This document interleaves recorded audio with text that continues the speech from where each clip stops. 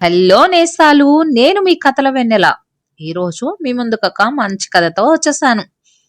8 ఏళ్ల ఒక చిన్న బాలుడు మార్కెట్లోని ఒక దుకాణానికి వెళ్లి దుకాణదారుడికి ₹1 నాణెం చూపిస్తూ ఇలా అడిగాడు. మీ దుకాణంలో దేవుడు ఉంటే ఈ ₹1కి నాకు ఆయన్నిస్తారా? దుకాణదారుడు కోపంగా ఆ బాలుడిని పంపించేశాడు.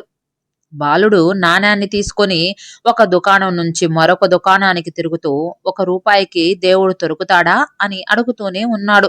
చాలా మంది దుకాణదారులు అతడిని తోసివేశారు, కానీ ఆ బాలుడు మాత్రం ధైర్యం కోల్పోలేదు. చివరికి ఒక పెద్ద దుకాణంలోకి వెళ్లి అదే ప్రశ్న అడిగాడు. ఆ దుకాణ యజమానికి కూడా కోపం వచ్చింది. అతన్ని బయటికి లాగి తోసేశాడు. ఆ బాలుడు రోడ్డుపై అప్పుడే వెళ్తోన్న ఒక ఖరీదైన విలాసవంతమైన కారు ముందు పడిపోయాడు. కారు వెంటనే ఆగింది. అదృష్టవశాత్తు అతనికి ఏం గాయాలు కాలేదు. ఒక ధనవంతుడు కారు నుంచి దిగుతూ ఏమైంది అని అడిగాడు. బాలుడు జరిగిన సంగతిని మొత్తం చెప్పి తన రూపాయి నాణెం చూపిస్తూ అడిగాడు. మీ దగ్గర దేవుడు ఉంటే ₹1కి నాకిస్తారా? ఆ ధనవంతుడు చిరునవ్వు చిందిస్తూ అడిగాడు. నేను ₹1కి దేవుణ్ణి కొనుగోలు చేసి నీకు ఇస్తే ఆయనతో ఏమి చెప్తావు? బాలుడు సమాధానమిచ్చాడు. మా అమ్మ నాకు భోజనం పెడుతుంది, జోలపాటలు పాడుతుంది, నన్ను చూసుకుంటుంది. ఇప్పుడు ఆమె చాలా అనారోగ్యంతో ఆసుపత్రిలో ఉంది. డాక్టర్లు దేవుడే ఆమెను కాపాడగలడు అన్నాడు. అందుకే ₹1కి దేవుడు దొరుకుతాడేమో అని వెతుకుతున్నాను. అది విన్న ఆ ధనవంతుడు అన్నాడు, నీకు ₹1కి దేవుడు కావాలా? నేను ఇస్తాను అని అతడు ఒక లేఖ రాసి కవర్లో పెట్టి బాలుడికిచ్చాడు. మీ అమ్మ ఉన్న ఆసుపత్రికి వెళ్లి ఈ లేఖను ఒక ప్రత్యేక డాక్టర్కి ఇవ్వు అని చెప్పాడు. బాలుడు వెంటనే ఆసుపత్రికి వెళ్లి ఆ లేఖను డాక్టర్కు ఇచ్చాడు. డాక్టర్ ఆ లేఖను తెరిచి చూసి ఆశ్చర్యపోయాడు. అది ఆసుపత్రి స్థాపకుడు స్వయంగా రాసిన లేఖ. వెంటనే బాలుడి తల్లికి అత్యుత్తమ వైద్యం అందించేలా ఏర్పాట్లు చేయండి. కొద్ది రోజుల్లోనే ఆమె ప్రాణాపాయం నుంచి బయటపడింది.